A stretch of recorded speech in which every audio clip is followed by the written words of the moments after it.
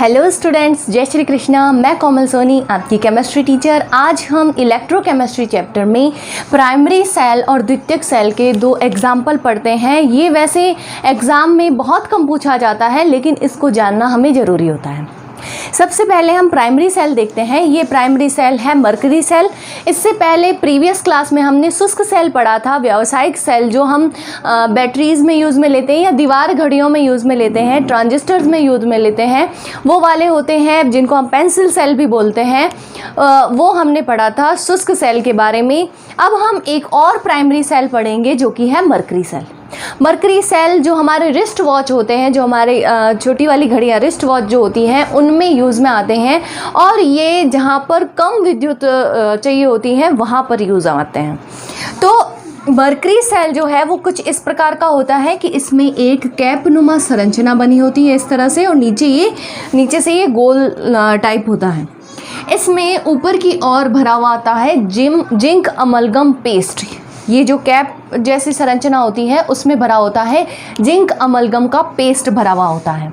और जो नीचे वाली संरचना होती है उसमें HgO और कार्बन यानी कि ग्रेफाइट, इन दोनों का मिक्सचर पेस्ट भरा हुआ होता है। जो ऊपर वाली चीज़ होती है वो होता है एनोड का काम करता है, और जो नीचे होता है वो कैथोड का काम करता है। और बीच में इसमें एक विद्युत अपघटक भरा हुआ होता है जो कि होता है KOH या ZNO। KOH और ZNO का मिक्सचर इसमें विद्युत अपघटक का कार्य करता है। इसमें दो तरह के आयन इसके बन जाते हैं, एक बन जाता है K+ और एक बन जाता है OH-। इसकी यदि हम समग्र सेल रिएक्शन देखें तो इसको हमें पूरा पढ़ने की ज़रूरत नहीं है, हमें केवल ये पता होना चाहिए कि इसमें एनोड कौन सा है, कैथोड कौन सा है, और इसकी समग्र सेल अभिक्रिया क्या है। इसकी यदि हम समग्र सेल अभिक्रिया देखें तो यहाँ पर इसकी समग्र सेल अभिक्रिया हो जाएगी ZnHg zinc amalgam plus HgO। ये दोनों जब रिएक्शन करेंगे तो ये बना देंगे ZnO plus 2Hg, ZnO plus 2Hg। यहाँ पर Zn का क्या हो रहा है, Zn जो है वो उसका ऑक्सीडेशन हो रहा है, यानी कि ये 2+ में चेंज हो रहा है। तो यहाँ पर ये वाला जो है वो कैथोड एनोड का कार्य करेगा, और यहाँ पर Hg जो है उसमें से ऑक्सीजन निकल रहा है। इसका मतलब ये 2+ ऑक्सीडेशन से 0 ऑक्सीडेशन में चेंज हो रहा है। इसका मतलब इसका अपचयन हो रहा है। आपको पता है जहाँ पर ऑक्सीडेशन होता है वो एनोड का कार्य करता है, और जहाँ पर अपचयन होता है वो कैथोड का कार्य करता है।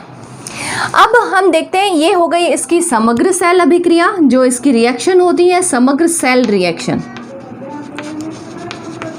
और इसका यूज़ कहाँ पर आता है, इसका यूज़ आता है रिस्ट वॉच में, जो छोटी वाली घड़ियाँ होती हैं उनमें, और जो श्रवण यंत्र होते हैं, जो श्रवण यंत्र उपयोग में लिए जाते हैं उनमें भी इसका उपयोग किया जाता है। और इसका जो विभव होता है, जो पोटेंशियल होता है, वो होता है 1.35 वोल्ट। ये इसका पोटेंशियल होता है। अब हम देखते हैं द्वितीयक सेकेंडरी सेल का एक एग्जाम्पल देखते हैं जो कि है लेड संचायक सेल। ये हमारी कारों में, मोटर गाड़ियों में, इनमें यूज़ में आता है। लेड संचायक सेल में कुछ इस तरह की संरचना होती है। इसमें इलेक्ट्रोड जो है वो पास में इस तरह से जुड़े होते हैं। इनकी कुछ इस तरह से स्ट्रक्चर होती है कि कुछ इलेक्ट्रोड जो होते हैं वो कैथोड का कार्य करते हैं, और कुछ इलेक्ट्रोड का जो पूरा संयुग्म है वो एनोड का कार्य करता है। यहाँ पर Pb जो है वो एनोड का कार्य करेगा, यानी लेड जो है वो एनोड का कार्य करेंगे। देखिए लेड के जो इलेक्ट्रोड है वो एक साथ एक ही क्रम में ये एक साथ जुड़े हुए हैं। और दूसरे प्रकार के जो है वो जो कि है कैथोड का कार्य करने वाले, ये है PbO2। ये भी एक साथ एक क्रम में जुड़े हुए हैं। ये एनोड का कार्य कर रहा है, ये कैथोड का कार्य कर रहा है। इसकी समग्र सेल रिएक्शन यदि हम देखें तो इसकी समग्र सेल रिएक्शन हो जाएगी Pb plus PbO2 plus H2SO4। इन तीनों की रिएक्शन होती हैं। यहाँ पर H2SO4 जो है वो एक विद्युत अपघटक है। यहाँ पर H2SO4 दो तरह के आयन दर्शाता है, 2H प्लस SO4 2-। ये एक विद्युत अपघटक है। मरकरी सेल में हमने विद्युत अपघटक देखा था KOH और उसमें मिक्स था ZNO, और यहाँ पर विद्युत अपघट्य है तनु H2SO4, डाइल्यूट H2SO4 इसमें विद्युत अपघट्य के रूप में उपयोग लेते हैं। इसकी यदि हम समग्र सेल रिएक्शन देखें, पूरी रिएक्शन देखें सेल की, तो इसकी सेल रिएक्शन जो है वो इस तरह से हो जाएगी Pb प्लस PbO2 H2SO4। तो उससे बनेगा PbSO4 प्लस H2, 2H2O और PbSO4, ये इससे बनता है। यहाँ पर 2 PbSO4 हो जाएगा और यहाँ पर 2 H2SO4 हो जाएगा। तो ये होगी जो इसकी सेल रिएक्शन, समग्र सेल रिएक्शन होती है वो। तो इसके लिए हम क्या कहेंगे, इसके लिए हम कहेंगे कि लेड जो है, इसमें लेड जो है वो एनोड का कार्य करेगा और PbO2 जो है, लेड ऑक्साइड जो है वो कैथोड का कार्य करेगा। इसकी समग्र सेल रिएक्शन होती है ये। और ये कहाँ पर यूज़ आती है ये बैटरी कार आदि में यूज़ में आती है। ये बैटरीज रिचार्जेबल होती है, यानी कि इसका उपयोग पुनः लिया जा सकता है इसको रिचार्ज करके। अब हम एक तीसरे तरह का सेल देखते हैं जो कि है ईंधन सेल, फ्यूल सेल इसको कहा जाता है। फ्यूल सेल जो होता है वो प्राथमिक सेल का ही एक रूप है और इसमें ईंधन के रूप में हाइड्रोजन गैस ली जाती है और इसको जलाया जाता है ऑक्सीजन के साथ में। तो हमें विद्युत धारा प्राप्त होती है, रासायनिक अभिक्रिया से, रासायनिक ऊर्जा से हमें विद्युत ऊर्जा प्राप्त होती है। इस सेल को हम देखते हैं।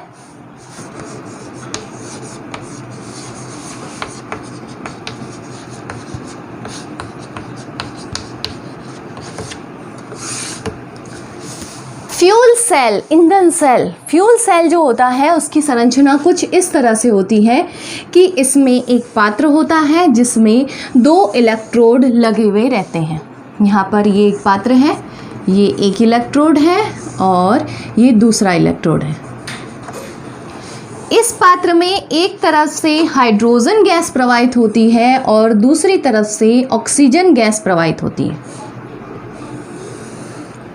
ये देखिए, यहाँ पर बीच में भरा हुआ रहता है बहुत ही तनु KOH, यानी कि इसमें 2 तरह के आयन उपस्थित होंगे, K+ और OH-। तनु विलयन है, किसका विलयन है? तनु KOH, जो कि विद्युत अपघट्य का कार्य करेगा।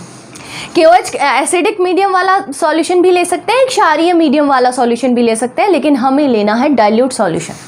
यहाँ पर हम प्रवाहित करेंगे हाइड्रोजन गैस और यहाँ से हम प्रवाहित करेंगे ऑक्सीजन गैस। आपको पता होगा हाइड्रोजन और ऑक्सीजन के मिक्सचर से बनता है H2O। तो यहाँ पर H2O मौजूद है क्योंकि हमने KOH का तनु विलयन लिया है और यहाँ से प्राप्त कर लिया जाता है H2O को, यहाँ से H2O को प्राप्त कर लिया जाता है। अब इसमें एक इलेक्ट्रोड जो है वो धनायन का काम करेगा और एक इलेक्ट्रोड ऋणायन का काम करेगा। तो कौन सा इलेक्ट्रोड धनायन और कौन सा इलेक्ट्रोड ऋणायन होगा, इसको देखने के लिए यहाँ पर ये जो हाइड्रोजन गैस प्रवाहित हो रही है, सबसे पहले तो इसमें ये जो इलेक्ट्रोड है ये किसके बने हुए हैं उसको भी देख लेते हैं। ये जो इलेक्ट्रोड हैं ये ग्रेफाइट के बने होते हैं और इसमें ये ग्रेफाइट के इलेक्ट्रोड पोरस होते हैं, छिद्रित होते हैं। इसमें कुछ मात्रा में प्लेटिनम के टुकड़े उपस्थित होते हैं। तो ये इलेक्ट्रोड जो है वो है प्लेटिनम युक्त पोरस ग्रेफाइट इलेक्ट्रोड, छिद्रित ग्रेफाइट, ये वाला भी और ये वाला भी ग्रेफाइट इलेक्ट्रोड, ये दोनों ही पोरस छिद्रित ग्रेफाइट इलेक्ट्रोड है जिनमें प्लेटिनम के छोटे छोटे टुकड़े उपस्थित हैं। ये जो है कुछ H2O को, जल को बाहर प्रसारित होने देता है। तो यहाँ पर हम यदि देखें तो ये हाइड्रोजन गैस जो है यहाँ पर एंटर कर सकती है क्योंकि ये छिद्रित है, यहाँ से ऑक्सीजन गैस एंटर कर सकती है क्योंकि ये छिद्रित है। अब यहाँ पर रिएक्शन क्या होगी, एक तरफ का इलेक्ट्रोड एनोड की तरह कार्य करेगा और दूसरी तरफ का इलेक्ट्रोड जो है वो कैथोड की तरह कार्य करेगा। ये किस तरह से कार्य करेगा इसको देखते हैं। यहाँ पर OH- जो है ये अपने इलेक्ट्रॉन त्याग देता है। OH- जब अपने इलेक्ट्रॉन त्याग देता है, OH- माइनस अपने इलेक्ट्रॉन त्याग देता है तो ये बना देता है OH। अब ये OH किसके साथ जुड़ेगा, किसको अपने इलेक्ट्रॉन्स दे सकता है, ये जुड़ेगा हाइड्रोजन के साथ में, H2 के साथ में। तो यहाँ पर 2OH हो जाएगा, तब 2H2O बनेगा, तो यहाँ पर बन जाएगा 2H2O और 2 इलेक्ट्रॉन इसके बाहर निकल जाएंगे। अब यहाँ पर ध्यान देने वाली बात है कि OH माइनस अपने इलेक्ट्रॉन त्याग रहा है। जो इलेक्ट्रोड जिस इलेक्ट्रोड पर इलेक्ट्रॉन का त्याग होता है वो ऑक्सीडेशन दर्शाता है, यानी कि वो एनोड का कार्य करेगा। यानी ये वाला जो इलेक्ट्रॉन है, हाइड्रोजन की तरफ वाला इलेक्ट्रोड एनोड की तरह कार्य करेगा। तो ये वाली रिएक्शन किस पर हो गई, ये वाली रिएक्शन हो गई एनोड पर, क्योंकि यहाँ पर ऑक्सीडेशन हो रहा है। अब यहाँ पर चूंकि ये इलेक्ट्रॉन त्यागता है तो इस इलेक्ट्रोड पर माइनस आवेश आ जाता है, क्योंकि इलेक्ट्रॉन माइनस आवेश में होता है और यहाँ पर इलेक्ट्रॉन एकत्रित हो जाते हैं जो कि माइनस आवेश में होते हैं। अब हम देखते हैं कि ये 2 इलेक्ट्रॉन कौन ग्रहण करता है। ये 2 इलेक्ट्रॉन जो है वो ग्रहण करते हैं H2O, ऑक्सीजन, और 2 इलेक्ट्रॉन ये इसको जोड़ दिया जाता है यहाँ से यहाँ तक तार से, वोल्टामीटर या कुछ भी इससे तार से जोड़ दिया जाता है। तो यहाँ से इलेक्ट्रॉन यहाँ की ओर गमन करते हैं, तो ये वाला हो जाएगा पॉजिटिव चार्ज वाला। यहाँ पर ये जो इस इलेक्ट्रोड में जो इलेक्ट्रॉन आ जाते हैं यहाँ से यहाँ तक, इनकी रिएक्शन होती है H2O और ऑक्सीजन के साथ में। तो कैथोड पर रिएक्शन क्या होगी, कैथोड पर रिएक्शन होगी H2O plus O2 plus 2 electron. ये 2 इलेक्ट्रॉन ग्रहण करके यहाँ पर देखिए ये कितना हो चुका है, यहाँ पर ये 3 हो चुके हैं, लेकिन यहाँ पर हमें क्या लेना है, एक ऑक्सीजन लेना है। और एक ऑक्सीजन लेना है, इसका मतलब हम यहाँ पर हाफ लिख सकते हैं। तो ये एक ऑक्सीजन हो गया, हाफ O2 का मतलब सिंगल ऑक्सीजन नहीं रह सकती है, इसलिए यहाँ पर हम हाफ O2 लिखेंगे। तो इससे हमें क्या मिलेगा, इससे मिलेगा 2OH माइनस। तो यहाँ वाला जो 2OH माइनस है वो यहाँ पर इलेक्ट्रॉन त्यागता है, H2O बनाता है। H2O और ऑक्सीजन इन इलेक्ट्रॉन्स को ग्रहण करके फिर से OH माइनस बनाता है। एनोड पर रिएक्शन होती है जो कि होती है ऑक्सीडेशन रिएक्शन, और कैथोड पर जो रिएक्शन होती है वो होती है अपचयन रिएक्शन, रिडक्शन रिएक्शन। जब हम इन दोनों से समग्र सेल रिएक्शन निकालते हैं तो वो क्या हो जाएगी, वो हो जाएगी एक H2O से ये वाला H2O कट जाएगा, 2 इलेक्ट्रॉन से इस तरफ 2 इलेक्ट्रॉन है तो ये कट जाएगा, OH 2OH से 2OH कट जाएगा। पीछे क्या बचा, पीछे हमारे पास बचा है H2 plus half O2 gives H2O। ये होती है इसकी समग्र सेल रिएक्शन, ये है इसकी समग्र सेल रिएक्शन, यानी कि H2 और हाफ O2 मिलकर के बनाता है H2O।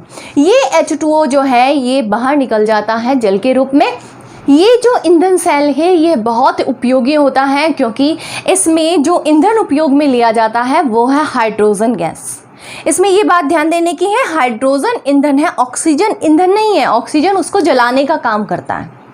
तो हाइड्रोजन जो है वो ईंधन के रूप में उपयोग में ली जाती है, और साथ ही साथ हमें H2O जल प्राप्त हो जाता है। विद्युत ऊर्जा के साथ साथ हमें जल भी प्राप्त हो जाता है। ये 60 to 70% एफिशिएंट प्रभावी सेल होता है, जो कि बहुत उपयोगी होता है, और इसके द्वारा वायु प्रदूषण कम होता है। इस सेल का उपयोग, सर्वप्रथम उपयोग इसका किया था अपोलो अंतरिक्ष यान में। इसके द्वारा हमें विद्युत ऊर्जा भी प्राप्त हुई थी। उस यान में विद्युत ऊर्जा के साथ साथ जल भी उनको मिला था। तो ईंधन सेल जो है उसकी कुछ विशेषताएं हैं। इसकी कुछ विशेषताएं ये है कि इसके द्वारा विद्युत ऊर्जा के साथ साथ जल भी प्राप्त होता है। इसमें उपयोग में लिया जाने वाला ईंधन जो है वो सरलता से प्राप्त हो जाता है, जो कि है हाइड्रोजन और ऑक्सीजन। जो है ईंधन है हाइड्रोजन, और जलाने के लिए आवश्यक होता है ऑक्सीजन। ये दोनों आसानी से प्राप्त हो जाते हैं। इनका जो स्ट्रक्चर होता है बहुत सरल होता है, और विद्युत अपघटय भी आसानी से मिल जाता है, जो कि होता है KOH भी ले सकते हैं या HCl, थोड़ा सा तनु HCl भी इसमें डाला जा सकता है। तो इस तरह से हम देख सकते हैं कि फ्यूल सेल जो होता है, वो ईंधन सेल जो होता है, उसके द्वारा रासायनिक ऊर्जा को विद्युत ऊर्जा में परिवर्तित किया जा सकता है।